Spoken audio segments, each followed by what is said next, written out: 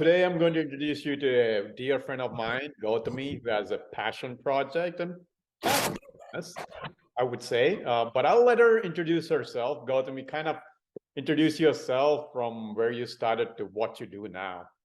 Oh my gosh. So are you ready? I'm going to write a thesis. Yeah, So go ahead. yeah. First of all, Raju, thank you for having me on your podcast. It's a pleasure. I'm really humbled by it.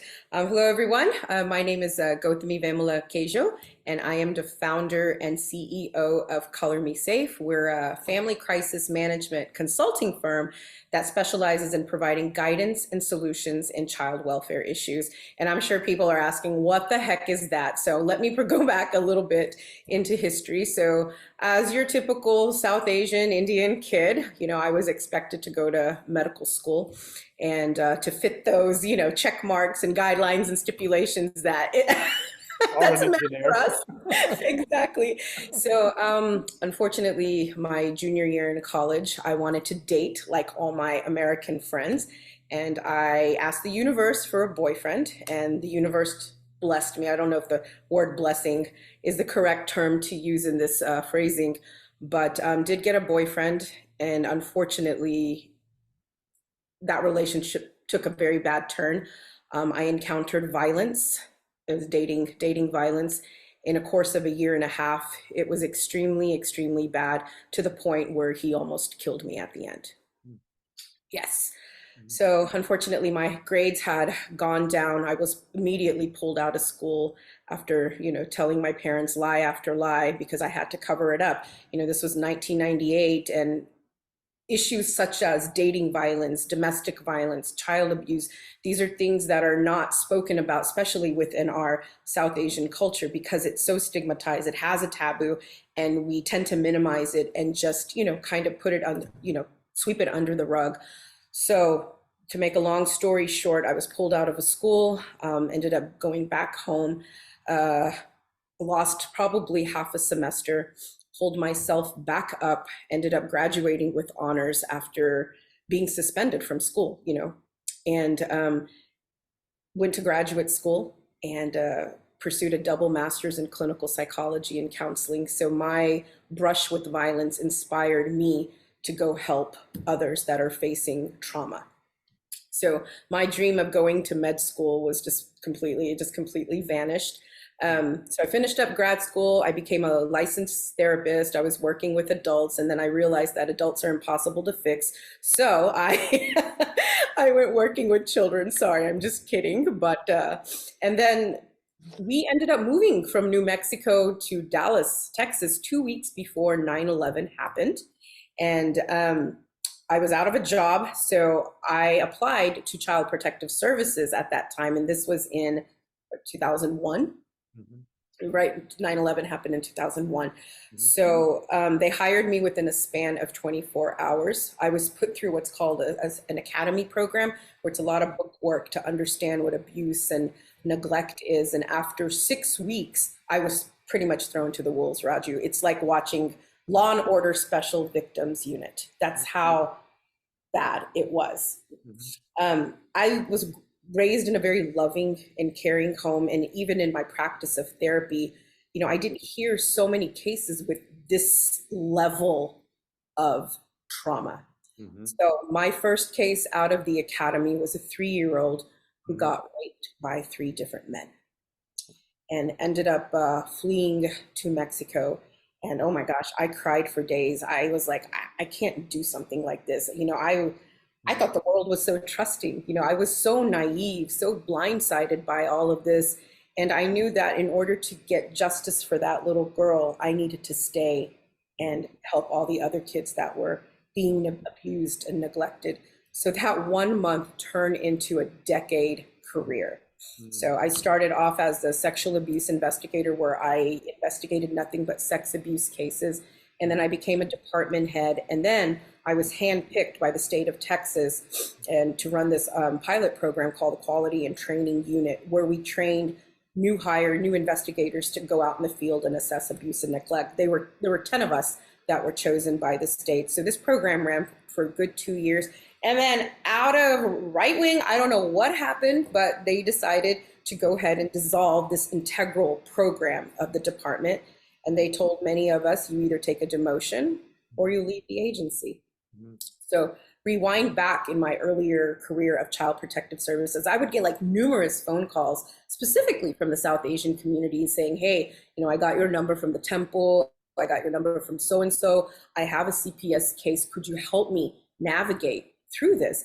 And luckily I was able to do that because they were out of my jurisdiction. And it's like after I came home, I would find hours and hours on the phone that night with others, just kind of helping them understand the complexities of the whole CPS landscape. So fast forward back with the demotion, I basically said, you know what?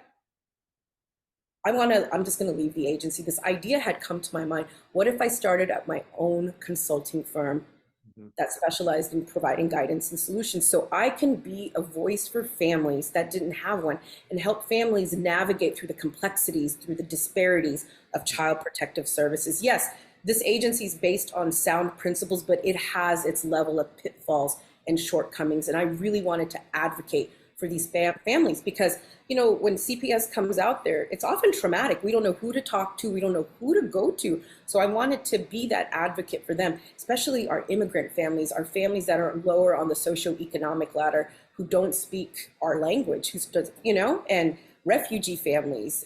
So I really wanted to empower and educate those families, and nothing like that in Texas was being done. I pitched the idea to another dear friend of mine. He was on board. We did the research for a good year, and we gave birth to Color Me Safe. Got you. Wow, that's a great story. I mean, if people not aware of the amount of children getting abused, trauma, it's 25%, 1 in 4. That's the minimum stats. That's kind of known stats. Who knows about the unknown? I mean, I've shared this before, read the book, Body Keeps the Score, to understand how prevalent this trauma is, especially child sex abuse, if people don't know. Anyway, that can go so many directions. So lack of time, I guess we'll leave it at that. But kind of going into the next, people already can, figure out who Gauthami can help. But I guess Gauthami, kind of share, who can you help? Plus, who would you like to connect? Maybe help you in your whatever you're doing. Sure. Families, of course, that have children that are going through divorce and custody issues. We do a lot of co-parenting strategies because, as you know, Raju, being a parent, parenting does not come with an instruction manual, right? It's ever evolving. So anybody that is going in the middle of a divorce that are motivated to co-parent with their spouse, that's something that we do. We work with family law attorneys, immigration attorneys, nonprofit organizations who directly deal with families, nonprofits that work with victims and survivors of domestic violence where there's children involved, schools, Montessori schools, charter schools, anybody who thinks we can help empower and educate them. This community is so large and it's continuously evolving. Therefore, we're constantly evolving and educating our own selves with the policies and the laws of the state of Texas. And we really want to be here for families just navigating through these complexities of what we call life, right, and child welfare. Got you. So yeah, I mean, if anybody listening to this, they or somebody they know, needs that kind of help, obviously reach out to Gauthami. She can help you. Obviously, great person to talk to, regardless. So reach out to her. Thank you. Gauthami. Well, I kind of know what inspires you to get up and do what you do every day. Obviously, if people heard you right now, they can figure it out. But I guess share what inspires you. I think inspiration comes from everything and everyone. Honestly, my parents have inspired me to be understanding and open of the world. My husband, my siblings, my brother-in-laws, and friends inspire me to accept me for who I am. And just the universe inspires me to be the best human being as possible. I try to do my best to lead with love and kindness. I know we hear that a lot, but that's something that was taught to me from my grandparents to my parents. And I try to really, really do that. Awesome. Well, with that, I mean, you had a long journey, based on the history. You got so many lessons in there, probably. Now you got only one lesson. So One tip, one lesson, what is that you can share that can help people personal or professional life? I think, don't be a footnote. Learn to write your own story. Mm, That's the biggest advice and that I can give. I've heard so many voices in my head. It's like, you should do it this way, you should do it that way. You can't allow people to define what you are, who you are, what you live for. You have to define that yourself. So, a few years ago when I was running my social enterprise called You Go Girl, I did write a poem about don't be a footnote, write your own story because your story matters the most. mhm. That's an awesome tip indeed. Yeah, be your own. I mean, that's the thing. We live by what people tell us, and we think we are being our own, but many times we are just following instructions. Exactly.